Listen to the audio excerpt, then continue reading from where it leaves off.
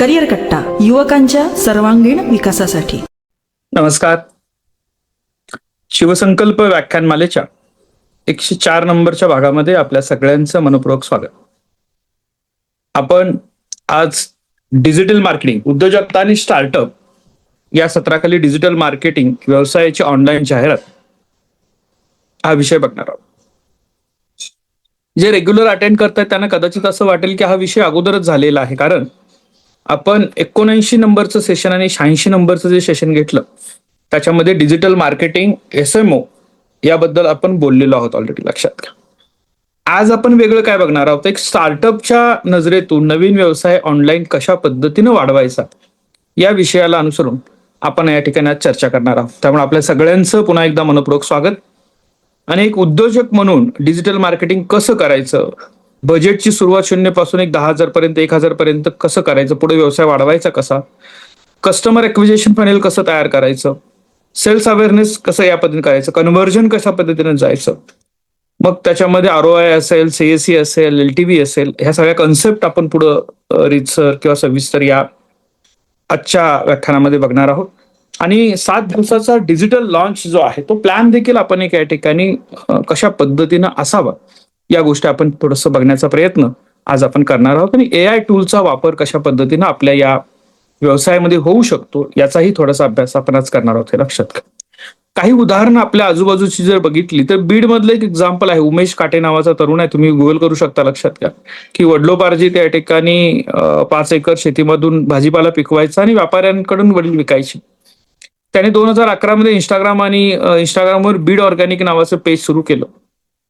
त्याच्यावर रील टाकायचं, भाजी कशी पिकवली, पेस्टिसाइड नाही आहे किंवा त्याच्यामध्ये 100% या ठिकाणी ऑर्गॅनिक आहे, डायरेक्ट शेतातून तुम्हाला या ठिकाणी उपलब्ध होईल, अशा पद्धतीने जाहिराती करून त्यांनी वेगळा थोडासा रस्ता निवडला.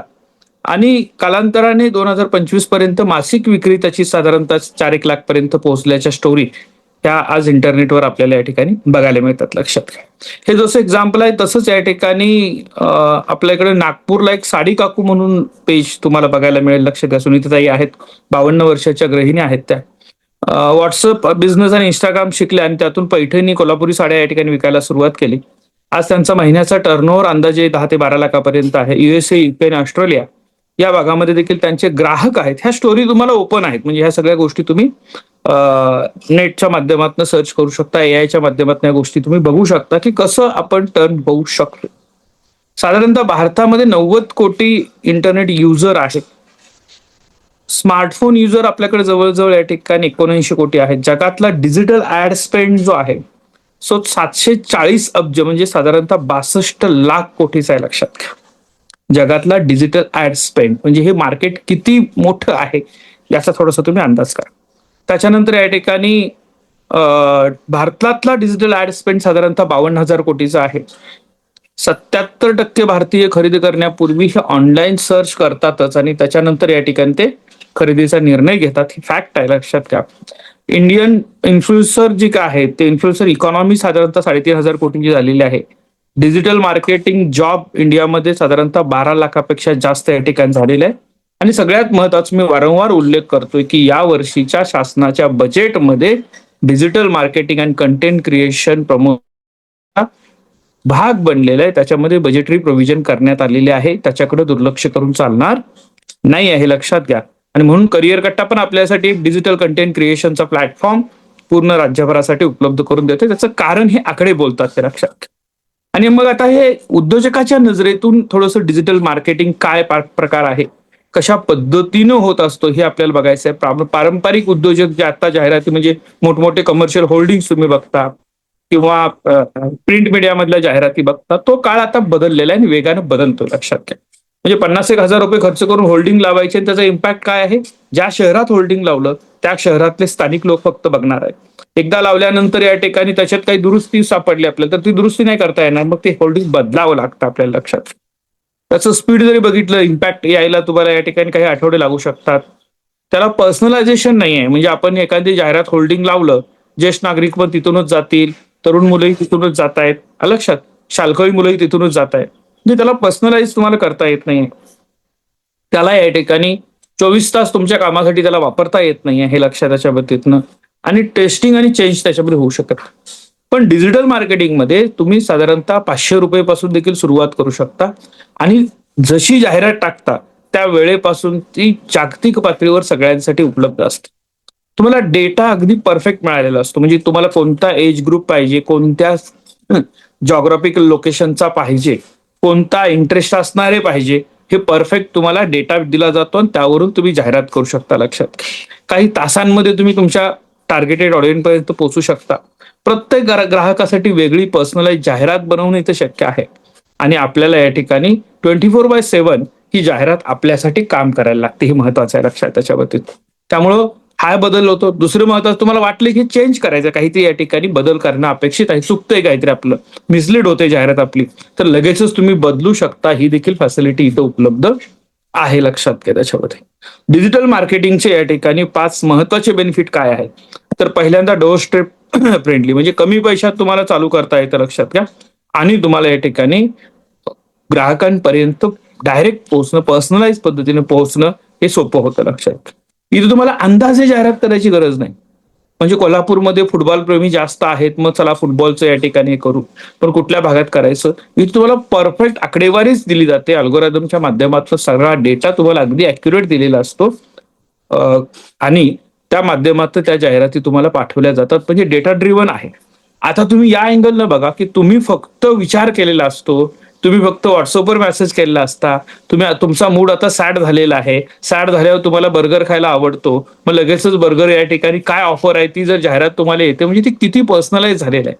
आता उद्योजकाच्या दृष्टिकोनात विचार करा की अशा पद्धतीचा पर्सनलाइज डेटा जर मला मिळत असेल तर माझं प्रॉडक्ट लोकांच्यापर्यंत पोहोचवणं, योग्य त्या वेळेला पोहोचवणं हे डिजिटल मार्केटिंगच्या माध्यमातून कसं शक्य आहे हे तुम्ही या ठिकाणी समजू शकता. हे लक्षात घ्या. त्यानंतर या ठिकाणी चालली नाही असं वाटलं तर लगेच बदलू शकता जाहिरात. जी टीव्हीवरच्या कमर्शियल ऍडला पॉसिबल नाही होत. लक्षात घ्या. तिथनं किंवा रेडिओवर जाहिरात दिली किंवा तुम्ही या ठिकाणी न्यूज प्रिंटला जाहिरात दिली, होल्डिंग्स लावले तर ते बदलता येणे त्याची कॉस्ट आणि त्याच्या प्रोसिजरचा भाग असतो. पण इथं तुम्ही या ठिकाणी इमिजिएट या गोष्टी करू शकता. लक्षात घ्या. पहिल्या दिवसापासून तुम्ही जागतिक पातळीवर जाता. जाहिरात ज्या दिवशी लॉन्च करताय त्या दिवसापासून. आणि इथं तुम्हाला बघा रिलायन्स पण त्याच प्लॅटफॉर्मवर आहे आणि तुम्ही देखील त्याच प्लॅटफॉर्मवर इंस्टाग्रामवर आहात. म्हणजे तुम्हाला एकाच वेळेला इक्वल अपॉर्च्युनिटी इथे मिळते तुमचं प्रॉडक्ट ग्राहकांपर्यंत पोहोचवण्यासाठी. आता रिलायन्स त्यांची पॉवर वापरून, त्यांचं स्टॅटिस्टिक वापरून मोठ्या प्रमाणामध्ये जाहिरात करेल, जास्त परफेक्ट जाहिरात करेल आणि आपण नवीन असल्यामुळे कदाचित सुरुवात होऊ शकते, पण आपण तिथपर्यंत पोहोचू शकतो याची काही उदाहरण मी आपल्याला पुढे देणार आहे. लक्षात घ्या. नेमकं हे काम कसं चालतं, सेल्स फनेल कसं काम करतं लक्षात घ्या. तुम्ही जाहिरात दिली तर पहिला टप्पा असतो अवेअरनेस. म्हणजे साधारणतः 1,00,000 लोकांना तुमचा ब्रँड दिसतो, पहिला टप्पा. लक्षात घ्या. मग इंटरेस्ट काय, सगळे लोक तुम्हाला त्याच्यावर लाईक करतात का नाही, साधारणतः 10,000 लोक तुम्हाला त्याच्यावर क्लिक करतील, म्हणजे बघतील काय आहे ते. लक्षात घ्या. कन्व्हर्जन काय की 10,000 लोकांच्या पैकी 1,000 लोक फक्त या ठिकाणी तुमच्या वेबसाईटला येऊन भेट देतात की काय प्रॉडक्ट आहे, म्हणजे थोडासा जास्त इंटरेस्ट त्यांचा असतो. त्या 1,000 पैकी 100 लोकांनी तुमचं प्रॉडक्ट खरेदी केलं. लक्षात. आणि हे 100 खरेदी केल्यानंतर त्यांना तुम्ही इतक्या चांगल्या पद्धतीची सेवा दिली की त्यातनं तुम्हाला लॉयल्टी ज्याला म्हणतात असे 30 लोक मिळाले जे तुमचे रिपीटेड ग्राहक बनले. हे लक्षात घ्या. आणि त्यातले 10 लोक त्या 30 पैकी जे माउथ पब्लिसिटी करायला लागतात की इथले प्रॉडक्ट चांगले आहेत, मी वापरलेलं आहे, ते खरोखर चांगलं आहे. हा फ्लो लक्षात घ्या. 1,00,000 लोकांच्या मध्ये अवेअरनेस केलं, 10,00,000 लोकांनी इंटरेस्ट दाखवला, 1,000 लोकांचं कन्व्हर्जन झालं, 100 लोकांचं परफेक्ट, म्हणजे त्यातनं 1,00,000 लोकांनी 1,000 लोकांनी कन्सिडरेशन केलं, विचार केला फक्त, कन्व्हर्जन या ठिकाणी 100 लोकांचं झालं, 30 लोक त्यातले लॉयल कस्टमर मिळाले तुम्हाला आणि त्यातनं 10 लोकांनी तुमच्याविषयी माउथ पब्लिसिटी करायला सुरुवात केली. हा तो फ्लो आहे. मग या अँगलनी ज्यावेळेला डिजिटल मार्केटिंग तुम्ही बघता त्यावेळेला सगळेच एकाच प्लॅटफॉर्मवर असतात का, म्हणजे आता फेसबुकवर या ठिकाणी तरुण मुलं आहेत का, नाही, तरुण मुलं सगळी इंस्टावर शिफ्ट झालेली आहे. लक्षात. युट्यूबवर असणारा ग्राहक वेगळा आहे, फेसबुकवरचा वेगळा आहे. लक्षात. या सगळ्या वेगवेगळ्या प्लॅटफॉर्मवर असणाऱ्या कस्टमरचा किंवा तुमचा टार्गेट ग्रुप जो आहे हा तुम्ही या ठिकाणी आयडेंटिफाय केला पाहिजे. लक्षात. अवेअरनेससाठी मग तुम्हाला इंस्टाग्रामच्या रील, युट्यूब, फेसबुक लक्षात यासारख्याचा उपयोग करता येऊ शकतो. इंटरेस्ट डेव्हलप करायचा असेल तर त्याविषयी तुम्हाला तुमचे ब्लॉग लिहिलेले असले पाहिजेत, तुमचे रिव्ह्यू असले पाहिजे, टेस्टिमोनियल तिथं असायला पाहिजेत लक्षात घ्या. कन्सिडरेशनसाठी वेबसाईटवर किंवा व्हॉट्सअपच्या कॅटलॉगवर कम्पॅरिझनसाठी या ठिकाणी लोक पुढे जातील. कन्व्हर्जन कशातनं होईल? मग तुमचं लँडिंग पेज जे आहे जिथे तुम्ही प्रत्यक्ष प्रॉडक्ट खरेदी करू शकता. ह्या लक्षात, UPI किंवा लिमिटेड ऑफर्स ह्या सगळ्या तिथे दिल्या जातात लक्षात घ्या. लॉयल्टी कशी? कुठल्याही दुकानात तुम्ही ज्यावेळेला गेला तर लॉयल्टी प्रोग्राम असतात. म्हणजे काय की तुम्ही कनेक्ट झालात की तुम्हाला आता केलेल्या खरेदीवर तुम्हाला ते काय करतात, काही पॉइंट्स देतात जे पुढच्या खरेदीतनं तुम्हाला रिडीम करता येतात. हे काय असतं की तुमची लॉयल्टी मेंटेन करण्यासाठी त्यांनी दिलेला एक पाथ असतो. हे फार विचारपूर्वक त्यांनी डिझाईन केलेलं असतं लक्षात घ्या. हे लॉयल्टी प्रोग्राम असतात. आणि मग रेफरल कोड्स दिले जातात. म्हणजे तुम्ही आमच्याविषयी इतरांना माहिती दिलात आणि ते तुम्हाला घेऊन आलं तर त्याचे काही इन्सेंटिव्ह आम्ही तुम्हाला देऊ. हे रेफरल कोडच्या माध्यमातून काही ॲडव्होकेसी तयार करण्याचा प्रयत्न देखील या ठिकाणी केला जातो लक्षात घ्या. आता उद्योजक म्हणून आपल्याला हा प्रश्न पडला पाहिजे, याचं उत्तर जे आपण चर्चा केली की 1,00,000 लोकांच्या पासून 10 लोकांपर्यंतचा हा जो प्रवास आहे, कुठल्या टप्प्यावर किती मुलं किती कस्टमर तुमचे ड्रॉप होत आहेत, कसे ड्रॉप होत आहेत, हे या ठिकाणी तुम्हाला आयडेंटिफाय करता आलं पाहिजे. याचं उत्तर जर व्यवस्थित तुम्हाला मिळालं, तुमचा अभ्यास जर झाला, तर निश्चितपणे या ठिकाणी तुम्हाला तुमचं पर्सनलाइज या ठिकाणी सेल्स फनेल ऑप्टिमाइज करता येऊ शकतं, हे लक्षात घ्या. पण या अँगलने तुम्ही विचार केला पाहिजे. आता तुम्ही सोशल मीडिया कंझ्युमर म्हणून बघू नका. सोशल मीडियाचा या ठिकाणी तुम्हाला वापर जाहिरातीसाठी तुमचे कस्टमर कसे मिळतील या दृष्टिकोनात थोडासा विचार करणं गरजेचं आहे, हे लक्षात घ्या. व्यवसायामध्ये 3 महत्वाची या ठिकाणी टर्म्स वापरले जातात. एक असतं CAC. CAC म्हणजे काय? Customer acquisition cost. आता कस्टमर ॲक्विजिशन कॉस्ट म्हणजे काय की तो ग्राहक मिळवण्यासाठी तुम्हाला खर्च किती आला. 5,000 रुपयाची जाहिरात तुम्ही केली, 10 कस्टमर मिळाले म्हणजे तुमचा CAC 500 रुपये पर कस्टमर लक्षात. लाईफ टाईम व्हॅल्यू म्हणजे काय की तो कस्टमर तुम्हाला आयुष्यभर किती पैसे देणार आहे. म्हणजे काही गोष्टी असतात वन टाइम दिलेलं प्रॉडक्ट लक्षात घ्या, ठीक आहे. काही असतात की जे रिपीटेडली येणारे असतात. म्हणजे तुमचं या ठिकाणी एक गोष्ट अशी तुम्ही तयार केली की जी वारंवार लोकांना लागणार आहे, तर तो कस्टमर किती वेळा येणार आहे. तुम्ही टूथपेस्ट बनवली, तुमची टूथपेस्ट त्याला आवडली आणि त्यांनी जर घेतली तर साधारणतः दर महिन्याला एक टूथपेस्ट लागणार आहे आणि त्याची कॉस्ट जर 100 रुपये असेल तर याचा अर्थ वर्षाला तो तुमच्याकडून या ठिकाणी 1,000 रुपयाची खरेदी करणार आहे. ही जी काय या ठिकाणी लाईफ टाईम ज्याला आपण म्हणतो की व्हॅल्यू आहे ती वर्षाची. मग तो किती वर्ष आपल्याबरोबर कनेक्ट राहू शकतो. 2 वर्ष राहिला, 3 वर्ष राहिला, तेवढ्यात त्यांनी या ठिकाणी किती बिझनेस दिला तो या ठिकाणी लाईफ टाईम व्हॅल्यू ज्याला म्हणतात LTV असा काउंट केला जातो लक्षात. त्यानंतर असं return on advertisement space, ROAS. Return on advertisement spend म्हणजे तुम्ही जो खर्च केला त्याच्यावर या ठिकाणी तुम्हाला काय हे मिळालं, परतावा किती मिळाला लक्षात. 10,000 खर्च केले, 40,000ची विक्री झाली म्हणजे या ठिकाणी तो 4:1 रेशो झाला लक्षात घ्या. आणि 4:1 जे प्रमाण आहे तर स्टँडर्ड प्रमाण काय आहे तर 3:1 प्रमाण जर असेल तर तुमचं या ठिकाणी LTV, CAC आणि ROAS हे जे काय ROAS जे आहे ते मॅनेज होतं किंवा ते प्रॉपर स्टँडर्ड मध्ये आहे असं मानलं जातं लक्षात. त्या कन्सेप्ट व्यवस्थित समजायला तुम्हाला गुगल करावं लागेल. AI वर जाऊन याच्यामध्ये अजून माहिती त्यातनं घ्यावी लागणार आहे. फक्त कन्सेप्टची तोंडओळख होईल असा प्रयत्न मी करतोय लक्षात घ्या. आणि मग ज्या वेळेला या सगळ्या गोष्टी आपल्याला समजतायत की प्रोफेशनली तुमचा उद्योग किंवा तुमचं स्टार्टअप ज्या वेळेला डिजिटल मार्केटिंगमध्ये आणायचं असेल, त्याला डिजिटल लॉन्च करायचं असेल तर या सगळ्याचा अभ्यास, या सगळ्या टर्म्स आपल्याला माहित असणं गरजेचं आहे, हे लक्षात घ्या. मग ऑनलाईन बिझनेसच्या या ठिकाणी 5 महत्वाच्या गोष्टी कोणत्या आहेत तर पहिलं आहे तुमचं त्याच्यावर ओन्ड मीडिया पाहिजे तुमचा स्वतःचा. म्हणजे काय? तुमचं स्वतःच या ठिकाणी वेबसाईट पाहिजे. स्टार्टअप असेल तर .com डोमेन तुमचा असायला पाहिजे. बिझनेस व्हॉट्सअप तुमच्याकडे असायला पाहिजे. तुमच्याकडे ईमेल जे आहेत बिझनेस ईमेल ते असायला पाहिजे आणि तुमच्याकडे एक ऍप असायला पाहिजे लक्षात. हे डिजिटली, कारण आता तुमची ती गरज बनलेली आहे.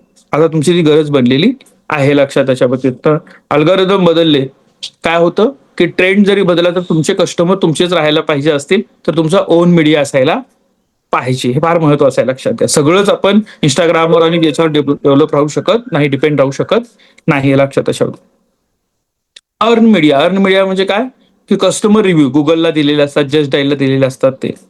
त्यानंतर या ठिकाणी माउथ पब्लिसिटी असते, प्रेसमध्ये आलेलं कव्हरेज असतं. इथं गर्दी होती, इथं प्रॉडक्ट चांगले चालले आणि धुमाकूळ घातलेले अशा काहीतरी बातम्या येऊन जातात तुमच्या लक्षात घ्या.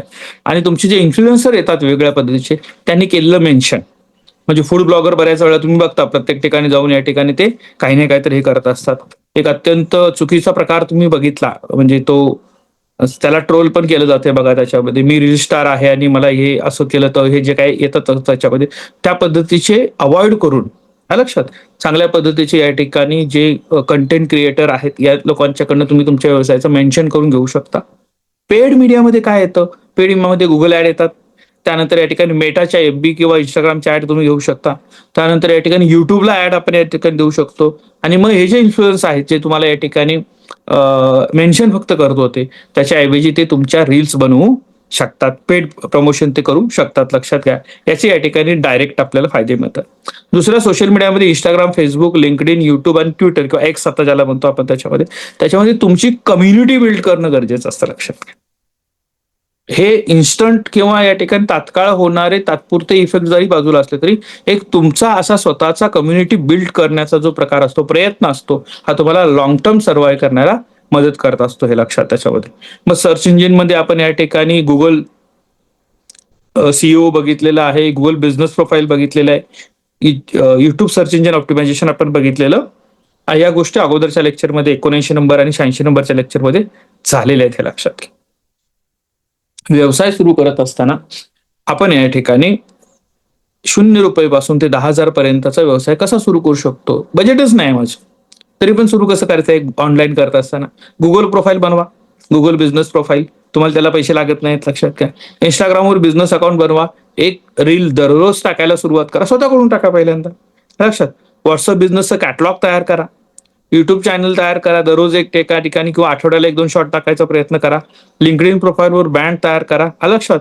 आणि तुमचे मित्र असतील, फ्रेंड्स असतील, यांना सांगा त्याच्यामध्ये तुम्ही याला थोडं प्रमोट करा म्हणून. त्याच्यात 0 म्हणजे तुम्हाला इथं काही पैसे न लागता सुरुवात करू शकता. पहिल्या 100 लोकांसाठी तुमचा कॉस्ट 0 आहे. लक्षात घ्या. पब्लिसिटीसाठी एकदा तुम्ही स्टेबल झालात, ह्या गोष्टी इतक्या सोप्या नव्हत्या तुमच्या पाठीमागच्या पिढीला, हे समजून घ्या पहिल्यांदा. आणि तुम्ही कंझ्युमर बनू नका. दुसऱ्याच्या कस्टमरच्या प्रॉडक्ट, दुसऱ्याचं प्रॉडक्ट आपण बघायचं, आपण त्याचं मार्केटिंगसाठी, त्याची व्हॅल्यू वाढवण्यासाठी काम करताय. एक स्टार्टअप ओनर म्हणून तुम्ही ज्यावेळेला या सगळ्या गोष्टी बघता त्यावेळेला तुमचा दृष्टिकोन बदललेला असणार आहे. म्हणून हा विषय आज घेतलेला आपण आहे. हे लक्षात घ्या. थोडंसं वाटलं स्टेज 2 ला आलात तुम्ही, त्याच्यामध्ये पहिले 100 कस्टमर तुम्हाला फ्रीमध्ये मिळाले, थोडंसं एस्टॅब्लिश झालात, मग थोडंसं बजेट वाढवा. पेड जाहिरातीला ₹1,000 शिल्लक ठेवा किंवा या ठिकाणी ₹5,000 पर्यंत बजेट करा. महिन्याला कॅनवा प्रो सारखं एक ऍप्लिकेशन घेतो आपण, साधारणतः ₹500 पर्यंत त्याचं सबस्क्रिप्शन असू शकतं. लक्षात. त्यानंतर या ठिकाणी इंस्टाग्रामवर काही पोस्ट आपण देऊ शकतो बूस्ट केलेल्या. गुगल ऍड देऊ शकतो आपण या ठिकाणी, किंवा या ठिकाणी व्हॉट्सअप बिझनेस APIच्या माध्यमातून या ठिकाणी काही खर्च करू शकतो आपण. डोमेन आणि होस्टिंगला थोडासा खर्च येईल आपल्याला. म्हणजे जसं आपण म्हणतो स्वतःचं डोमेन वेबसाईट, आपल्या .com वेबसाईट पाहिजे आपल्याला, त्यासाठी खर्च करा. तिसऱ्या स्टेजला गेल्यानंतर बजेट वाढवा. 5,000 पासून 10,000 पर्यंत बजेट ठेवू. म्हणजे मेटा ऍड महिन्याला ₹3,000 त्याला बजेट देऊ शकतो आपण. गुगल ऍडला बजेट वाढवू शकतो. त्यानंतर या ठिकाणी वेगवेगळे जे काही या ठिकाणी इन्फ्लुएन्सर्स आहेत त्याला या ठिकाणी बजेट वाढवू शकता तुम्ही. ईमेल मार्केटिंगसाठी या ठिकाणी टूल तुम्ही वापरू शकता. आणि तुमचे SEO जे आहेत, टूल्स जे आहेत, ते टूल्स तुम्हाला वापरता येऊ शकतात. हे लक्षात. अशा पद्धतीत स्टेप बाय स्टेप आपण जायचं आहे. पहिल्यांदाच बिझनेस चालू केला म्हणून मार्केटिंगसाठीच ₹50,000 बजेट ठेवलं, हे तुम्हाला पॉसिबल नाही होणार आहे. लक्षात घ्या. पण काहीच नसताना थोडं थोडं ग्रो करत जाणं हे पॉसिबल आहे. हे लक्षात घ्या. आणि त्याचा विचार आपण करायचा आहे. तुम्ही समजा या ठिकाणी पहिल्यांदाच बूस्ट करत असताना पोस्ट पूर्ण महाराष्ट्रावर बूस्ट केली आणि तुमचं प्रॉडक्ट तुम्ही तुमच्या जिल्ह्याच्या बाहेर नाही देऊ शकत आहे, तेवढी तुमची कपॅसिटीच नाही आहे, तर मग त्या ठिकाणी लोकांनी बघून पण काय उपयोगाचं नाही. नंतर तिथं पोहोचू, तर नंतर पोहोचवायला तेवढा वेळ तुमच्याकडे असणार नाहीये. या गोष्टी देखील तुम्ही समजून घेणं गरजेचं आहे. हे लक्षात. त्याच्यानंतर आपण या ठिकाणी प्लॅटफॉर्मची स्ट्रॅटेजी. सगळ्याच प्लॅटफॉर्मवर सगळ्याच जाहिराती चालत नाहीत. लक्षात घ्या. म्हणजे इंस्टाग्रामवर कोण आहे? फॅशन, फूड, ब्युटी, लाईफस्टाईलची जाहिराती इंस्टाग्रामवर चालतात, रील्स आणि शॉर्टच्या माध्यमातून. हे लक्षात घ्या. त्याच्यानंतर युट्यूबला काय चालतं? युट्यूबवर या ठिकाणी बघायला एज्युकेशनल, रिव्ह्यू, ट्युशन्स जे आहेत त्याच्या जाहिराती लागतात. लॉंग टर्म्स या ठिकाणी व्हिडिओ लागतात. लक्षात घ्या. फेसबुकवर या ठिकाणी लोकल बिझनेस 30 वयोगटापर्यंत, 30च्या पुढचे जे आहेत त्याच्यासाठी ग्रुप आणि जाहिरातीचे असतात. लक्षात घ्या. लिंक्डइनवर B2B सर्व्हिसेस किंवा कन्सल्टेशन जे आहे ते या ठिकाणी लिंक्डइनवर चालतं. हे लक्षात घ्या. त्यामध्ये या ठिकाणी लिडरशिप पोस्ट असतात. ट्विटर किंवा एक्सवर या ठिकाणी टेक्निकल न्यूज आणि अपडेट्स असतात. क्विक अपडेट तिथे मिळत असतात आपल्याला. हे लक्षात घ्या. व्हॉट्सअप बिझनेसला all local businesses WhatsApp business वापरतात. लक्षात. त्याच्या तिथूनही तुम्हाला या ठिकाणी कॅटलॉग आणि कस्टमर सर्व्हिस देता येणं शक्य होतं. गुगल बिझनेस जे आहेत तर लोकल शॉप आणि सर्व्हिसेससाठी उपयोगाला होतं, त्याचे रिव्ह्यू आणि मॅपसाठी उपयोगाला येतात. हे लक्षात घ्या. त्याच्यानंतर या ठिकाणी इतर जे आहे स्नॅपचॅट असेल, टेलिग्राम असेल, ते या ठिकाणी स्नॅपचॅट तर जवळजवळ जेनजीसाठीच या ठिकाणी आता जे काही 13 ते 24 वयोगटातले आहेत त्यांच्यासाठी या ठिकाणी आहेत. एआर फिल्टर वापरले जातात वेगळ्या पद्धतीचे. आणि टेलिग्रामवर कम्युनिटीज किंवा नोटिफिकेशन असतात जिथे चॅनल तयार केलेले असतात. हे लक्षात. प्लॅटफॉर्मचा पर्पज समजून घ्या, कुठल्या प्लॅटफॉर्मवर काय चालायला पाहिजे. हा लक्षात. सोशल मीडियाची जाहिरात म्हणजे माझ्या डोक्यात आलं, मी एक जाहिरात बनवली, एक फ्लायर बनवली, सगळ्याच या ठिकाणी टाकला असं होत नाही. कुठं काय पोस्ट करायचं आहे, कशा पद्धतीनं पाहिजे हे देखील आपला थोडासा अभ्यास असायला पाहिजे. एक उद्योजकाच्या नजरेतनं हे लक्षात घ्या पहिल्यांदा. आता तुम्ही या ठिकाणी हे लेक्चर संपल्यानंतर जर हे प्लॅटफॉर्म नुसार बघायला लागलात की हे खरोखरच या लोकांनी सॉर्टेड केलेलं आहे का, खरोखरच जे उद्योजक आहेत, नवीन व्यवसाय चालू करणारे जे आहेत, ते इतका विचार करून हे सगळं मांडतायत का एकच जाहिरात तयार करतात, इन्स्टालाही तीच आहे, फेसबुकलाही तीच आहे, व्हॉट्सअप स्टेटसलाही तीच लावली, असं होतंय का? याचा तुम्ही थोडासा विचार करणं गरजेचं आहे. लक्षात घ्या. सोशल मीडिया प्रमोशन्स ह्या स्ट्रॅटेजीचा भाग असतो. तुमचा डेटा, तुमचा आउटकम काय पाहिजे आहे, याच्यामधला सगळा जो प्रवास आहे तो प्रवास आपण या ठिकाणी व्यवस्थित समजून घेऊन केलेलं काम असतं, हे लक्षात घ्या. मग सह्याद्री फार्म सारखा या ठिकाणी direct to customer business concept त्यांनी आणली, सोशल मीडियाच्या माध्यमातून वाढली. किती टर्नओव्हर आहे आजचा माहिती आहे? 1500 कोटी रुपयाचा रेव्हेन्यू असणारा तो व्यवसाय. मॅप्रो महाबळेश्वरचं या ठिकाणी इंस्टाग्राम आणि ई कॉमर्सच्या माध्यमातून वाढलं, 500 कोटी रुपयाचा टर्न. आता मॅप्रोचं ओन कस्टमर बेसिक होता डिजिटल मार्केट येण्याच्या अगोदर, पण नंतर या ठिकाणी ते वाढलेलं तुम्हाला बघायला मिळेल, हे लक्षात घ्या. त्याच्यामध्ये सुला वायनरीज त्याच पद्धतीने या ठिकाणी वाढलेलं आहे, हे लक्षात घ्या. वाईन टुरिझमचं मार्केट त्यांनी सोशल मीडियावर चांगलं उभं केलेलं आहे. असे अनेक ऑप्शन्स आहेत, लक्षात घ्या. आणि यामध्ये तुम्हाला त्यांचे प्रॉडक्ट आणि त्यांचे मार्केटिंग चॅनल हे बघायची, शोधायची तुम्हाला आता सवय लागली पाहिजे. हे व्याख्यान झाल्यानंतर आपण काय, हे कशासाठी आपण हे सगळे विषय तुमच्यासाठी घेतोय, लक्षात घ्या. तुम्ही त्या प्रवासामधले प्रवासी बनलात, पण तुम्ही लाभार्थी बनलं पाहिजे. तुम्ही कंझ्युमर बनू नका, तुम्ही वापरकर्ते बनलं पाहिजे, तुम्ही युजर बनलं पाहिजे. यासाठी म्हणून या गोष्टी सविस्तर समजून घेणं हे आपण करणार आहोत, हे लक्षात घ्या. तुम्हाला या ठिकाणी चांगल्या पद्धतीनं हे डिजिटल मार्केटिंगचं तंत्र समजावं या उद्देशानं आज फक्त ओळख सांगितलेलं आहे, हे समजून घ्या. एका दिवसांमध्ये किंवा या एका लेक्चरमध्ये हे नाही होणार आहे की संपूर्ण डिजिटल मार्केटिंग तुम्ही समजून घ्या. पण या ठिकाणी एक नवीन उद्योजक म्हणून या ठिकाणी कशा पद्धतीने सुरुवात करायला पाहिजे, काहीच बजेट नसताना देखील आपली जाहिरात आपण करू शकतो. तर कोणकोणत्या पद्धती असू शकतात, ज्या वेळेला तुम्हाला तुमचा स्टार्टअप सुरू करणार आहात त्यावेळेला या सगळ्या गोष्टीचा विचार करत असताना काही चुका ज्या आहेत त्या चुका आपल्याला टाळायच्या आहेत. एक काय, एकाच वेळेला खूप प्लॅटफॉर्म या ठिकाणी वापरायचे नाहीत. एका प्लॅटफॉर्मवर तुम्ही पहिल्यांदा मास्टर होणं गरजेचं आहे. तुम्ही फक्त ब्रँडची पोस्ट करायची नाही, कस्टमरच्या स्टोरी देखील त्याच्यात यायला पाहिजेत. तुमचे फॉलोअर आणि सेल्स याच्यावर तुमचं लक्ष असायला पाहिजे, लक्षात. 15 दिवस या ठिकाणी तुमची पोस्ट असायला पाहिजे आणि नंतर परत गायब झाली तर चालेल का नाही, सातत्य त्याच्यामध्ये तुमचं असायला पाहिजे, लक्षात घ्या. त्यानंतर तुमचं या ठिकाणी तुम्हाला त्या लोकांच्याकडून आलेले जे काही या ठिकाणी रिस्पॉन्स आहे त्याला रिस्पॉन्स करता आलं पाहिजे. कोणीतरी डीएम केलेलं आहे, त्याला वेळ नेमून त्याने केले का, त्याच्या मेसेजला तुम्ही रिप्लाय केला पाहिजे. कोणीतरी या ठिकाणी तुम्हाला कॉल करतंय किंवा या ठिकाणी कॉल टू ऍक्शन काहीतरी दिले पाहिजे, बाय, व्हिजिट किंवा डीएम, काहीतरी ऑप्शन्स पाहिजेत ना. जाहिरात दिली त्यानं करायचं काय बघितल्यानंतर, तुम्हाला कनेक्ट करण्याचे ज्याला म्हणतात की आपल्याला कॉल टू ऍक्शन काहीतरी असायला पाहिजे, हे लक्षात घ्या. त्यानंतर तुमच्या मोबाईलवर या ठिकाणी अत्यंत चांगले फोटो काढायचे. चुकीच्या पद्धतीचे फोटो काढून ते अपलोड करू नका. त्यावेळेला तुमचा लाईट आणि याची देखील व्यवस्था तुम्ही बघितली पाहिजे, हे लक्षात घ्या. त्याच्यामध्ये तुमच्या कस्टमरनी केलेल्या कमेंट इग्नोर करू नका. जाहिरात केली तर कमेंट येणार, पॉझिटिव्ह असतील का निगेटिव्ह असतील, दोन्ही बाजूला तुम्हाला हाताळता आलं पाहिजे, हे लक्षात. त्याच्या बाबतीतनं तुम्हाला या ठिकाणी सगळ्यांच्या पर्यंतच या ठिकाणी जायची घाई करण्याची गरज नाही. टार्गेट ऑडियन्स कोण आहे तो ओळखून तुम्हाला त्या पद्धतीनं रीच करायला पाहिजे, लक्षात घ्या. सगळ्यात महत्वाचं ट्रॅकिंग ठेवलं पाहिजे, लक्षात. गुगल अॅनालिटिकल पॅनल असतात किंवा मेटापिक्सल यासारख्या गोष्टी या ठिकाणी वापरल्या पाहिजेत. तिकडे लक्ष देणार नाही, मी फक्त खर्च करत चालू, हे चालणार नाही. आणि सगळ्यात महत्वाचं की लगेच गिव्हअप करायचं नाही. 15 दिवसात 1 आणि 2 जाहिरातीमध्ये तुम्हाला या ठिकाणी रिस्पॉन्स मिळत नाही. एक 6 महिन्याची तुमची त्या ठिकाणी तयारी असली पाहिजे की 6 महिने मी याच्यावर टिकून राहील तर मी कुठेतरी रिझल्ट मिळवू शकणार आहे, लक्षात घ्या. तुम्ही सगळेजण सोशल मीडियाच्या प्लॅटफॉर्मचे युजर आहात. युजरपेक्षा मी म्हणेन की तुम्ही कस्टमर आहात, कारण तुमच्यासाठी कोणीतरी प्रॉडक्ट तयार केलेलं असतं, ते तुमच्यावर लादण्यासाठी, तुमच्या मनावर त्यांचं इम्प्रेशन जमवण्यासाठी ते वेगवेगळ्या पद्धतीने प्रयत्न करत असतात. त्याचाच प्रयत्न म्हणून तुम्ही दररोज एखादी वस्तू सर्च करत असता. तुम्ही तुमच्याकडे कट्ट्यावर एका ठिकाणी बसलात चौकात, लक्षात घ्या, आणि थोडंसं मोबाईल बाजूला ठेवला आणि बघितलं त्याच्यामध्ये गल्लीत जर, तर तुम्हाला दिसेल की थोड्या थोड्या वेळानंतर कुणीतरी ब्लिंकिटचं येते, कुणी या ठिकाणी स्विगीचं येते, कुणी झोमॅटोचं येते, कुणी वेगवेगळ्या या ठिकाणी प्लॅटफॉर्मचे या ठिकाणी डिलिव्हरी बॉय येतात. कुठून एवढ्या वस्तू यायला लागलेल्या आहेत? ही मागणी कशी व्हायला लागलेली आहे? आज शॉपमध्ये जाऊन बघण्याची गरज राहिलेली नाहीये, कारण डिजिटली हे सगळे एस्टॅब्लिश झालेले आहेत आणि त्यातून हे व्यवसाय करतायत. आपल्या दारापर्यंत हा व्यवसाय येऊन पोहोचलेला आहे. आपल्या दारापर्यंत हे तंत्रज्ञान आलेलं आहे. आपण त्याचे कस्टमर बनलेलो आहोत.